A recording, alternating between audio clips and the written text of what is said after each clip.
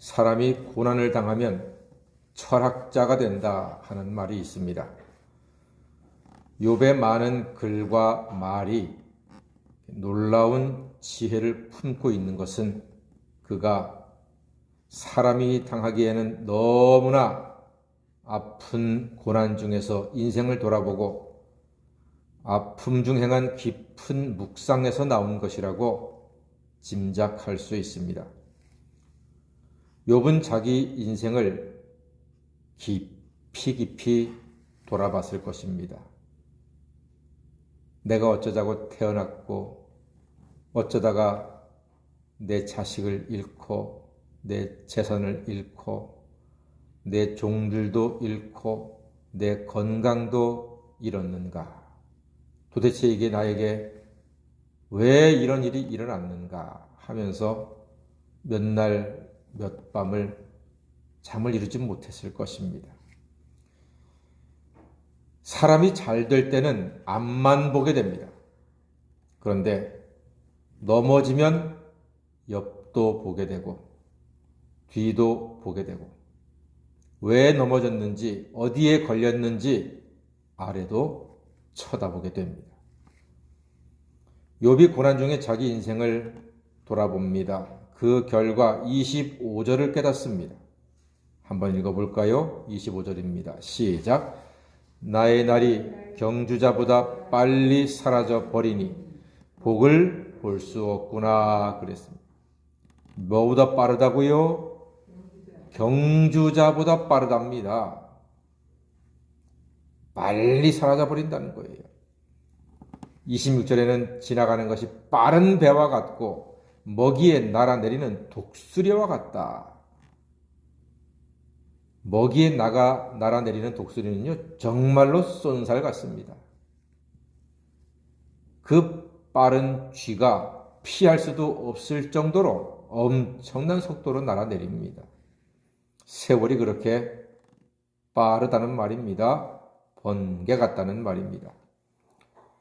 우리 사람은 세월이 나이대로 빠르다면서요. 30대는 시속 30km고 저 같은 50대는 50km고 한 80이 되시면 시속 80km처럼 그렇게 세월이 빨리 간다고 말씀들 하네요. 저는 50km까지는 알겠는데 60km, 70km 이상은 아직은 모르겠어요. 그 말이 맞습니까? 예, 다들 고개를 끄덕이시는군요. 노래 중에 고장난 벽시계라는 노래가 있습니다. 세월아 너는 어찌 돌아도 보지 않느냐? 나를 속인 사람보다 네가 더욱 야속하다. 한두 번 사랑 때문에 울고 났더니 저만큼 가버린 세월. 후렴은 제가 조금 알아요. 고장난 벽시계는 멈추었는데 저 세월은 고장도 없네. 제 실력이 여기까지입니다. 전 이 가사가 가슴에 확 닿더라고요. 저도 나이가 좀 들었나 봐요. 고장난 벽시계는 멈추었는데 저 세월은 고장도 없이 잘 가더라 하는 이 말이 그저 세월 좀 살아본 사람들이라면 다 그렇구나 할 것입니다. 이렇게 빠른 인생을 생각할 때 우리는 앞으로 어떻게 살아야 할까요? 욥이 그에 대한 고민으로 27절을 고백합니다. 27절 읽어보겠습니다. 시작. 가령 내가 말하기를 내 불평을 잊고 얼굴빛을 고쳐 즐거운 모양을 하자 할지라도 이에 불평하지 말자는 이야기입니다. 불평하지 말자. 원망도 하지 말자. 여러분, 성공자는요, 되는 것을 보고 실패자는 안 되는 것을 본답니다. 실패자는 99보다 안 되는 일을 보고 고민한대요. 그런데 성공자는요, 안 되는 99보다 되는 일을 보고 소망을 갖는 사람이라고 합니다. 단점 때문에 고민하지 마십시오. 여러분의 단점 남편의 단점, 자식의 단점 때문에 고민하지 마십시오. 단점은 고쳐집니까? 안 고쳐집니까? 단점은 안 고쳐집니다. 정말로 안 고쳐집니다. 그럼 어떡하죠? 장점을 키우시면 됩니다. 사람의 장점은 키울 수가 있어요. 단점은 없어지질 않아요. 이것은 제 지론입니다. 그러므로 단점은 늘 있습니다. 근데 장점을 크게 키우면요, 장점에 가려져서 단점이 안 보이는 겁니다. 이게 바로 지혜자의 모습입니다. 그리고 또한 얼굴빛을 고쳐서 즐거운 모양으로 하라고 했습니다. 성형외과에 가면 돈으로, 의술로 보기에 좋은 미모를 가질 수 있습니다. 그러나 얼굴빛을 고쳐서 즐거운 모양, 감사의 얼굴로 변화시키는 것이, 이것이야말로 진정한 믿음의 능력입니다. 최고의 성형은 감사와 기쁨을 얼굴에 흐르게 하는 것입니다. 그럼 예쁩니다. 아름답습니다. 여러분, 목사가 장수하는 이유가 뭔지 아세요? 목사가 장수하는 이유가 좋은 거 많이 먹어서가 아닙니다. 죄사함 받아 영원히 기쁜 천사 같은 얼굴을 늘 강대상에서 쳐다보기 때문입니다. 여러분들은 앞에 사람 뒤통수밖에 안 보이잖아요.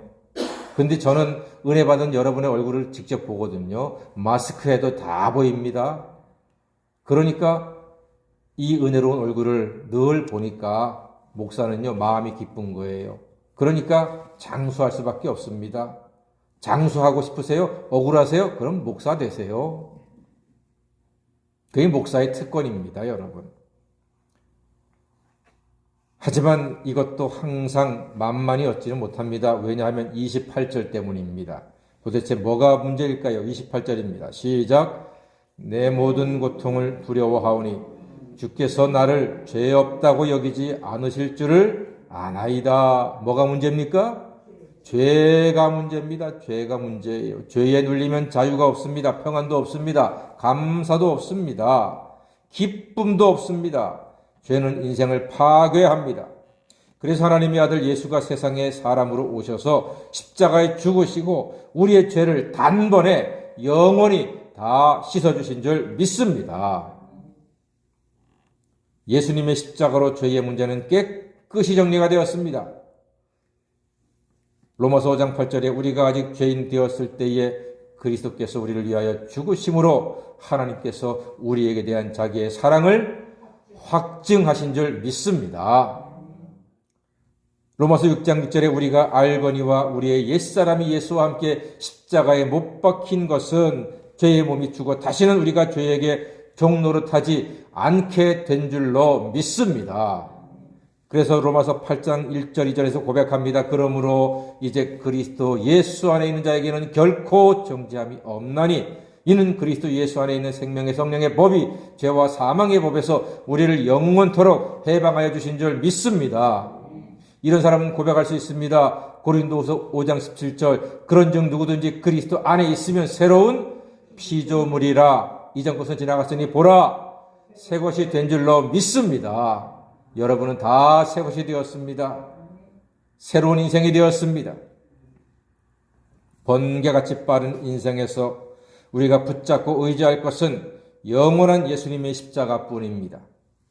예수님의 십자가 보혈로 죄를 다 씻고 존귀한 하나님의 자녀가 되었으니 오늘도 담대하게 믿음으로 형통한 사람, 얼굴에는 감사와 기쁨이 넘쳐 흐르는 복된 사람 되시기를 주의 이름으로 간절히 축원합니다. 아멘. 기도하겠습니다.